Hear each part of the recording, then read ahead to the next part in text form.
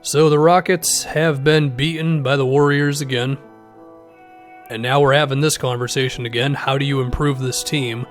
So I want to start with Mike D'Antoni. Should they fire him? I don't think so. I know I've seen some people, and by that I basically mean Stephen A. Smith, say that the system doesn't work. I don't really know if the system, which is mainly James Harden ISOs, James Harden pick and rolls, a lot of threes, is the problem. I think the problem was, 2 years ago, if it wasn't for an obscenely cold shooting night, then they beat the Warriors.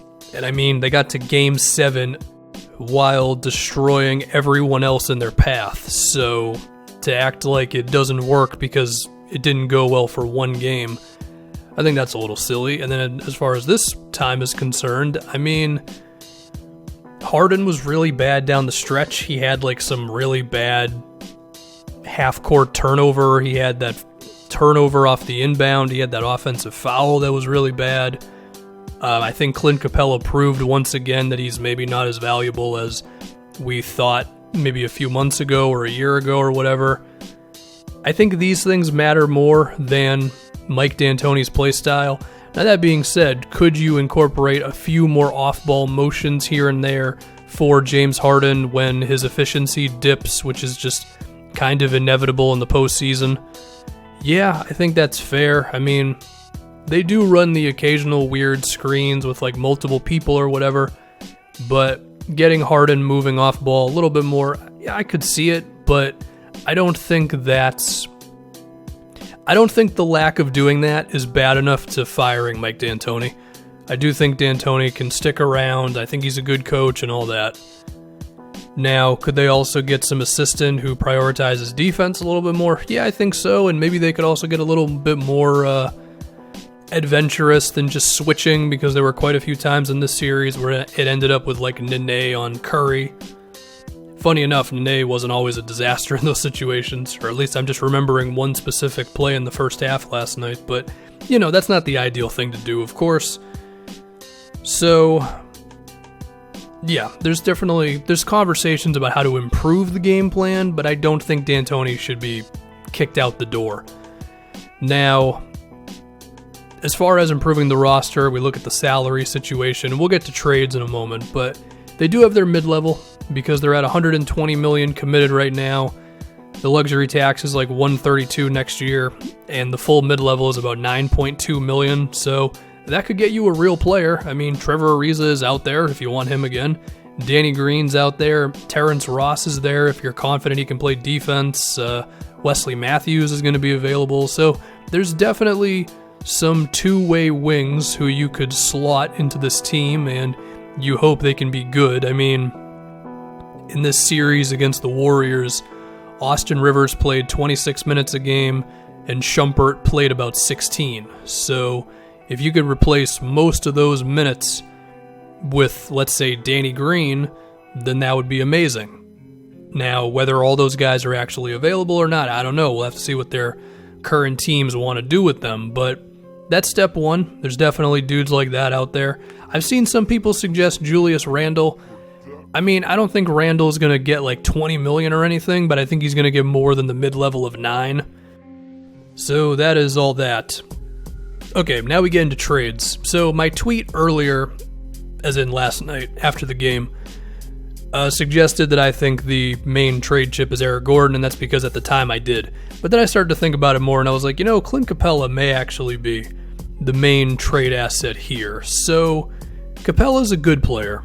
Occasionally very good, but there's a chance the Rockets don't really need him, as in, if they just had a center or a set of centers who were not bad, similar to what the Warriors do, then that might be enough, honestly. I mean, I don't really think they need Clint Capella to beat the Thunder or the Blazers or the Nuggets or the Spurs or the Jazz, So then it just becomes, well, how good is he against the Warriors? And the answer is he's meh.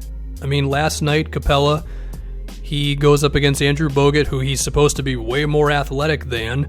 He goes up against Kevon Looney, who he's supposed to be better than, and he was just another guy. So the Rockets are giving $15 to $19 million over the next 4 years to just another guy, I don't think that's the right option. So is Capella replaceable? Or better yet, is he good enough in the eyes of some other team to get the Rockets some good perimeter players? Whether it's one really good one or a couple of decent ones, I don't know. I mean, the name that I immediately thought of for them last night is Drew Holiday. Maybe he's attainable because the Pelicans are in a weird spot right now. But do I think Clint Capella and a first-round pick, which, I mean, it's proven that the Rockets are willing to give up picks because of that Jimmy Butler thing, is that enough for Drew Holiday if I'm the Pelicans? Like a center who's pretty good but not amazing, and a first that's going to be in the 20s? I mean, probably not. Now, Drew would be amazing for the Rockets, but they'd probably have to look for somebody a little worse than him, and that could probably still be an upgrade, but it's just a matter of what team is it and who's going to value Capella enough to give you a good perimeter player.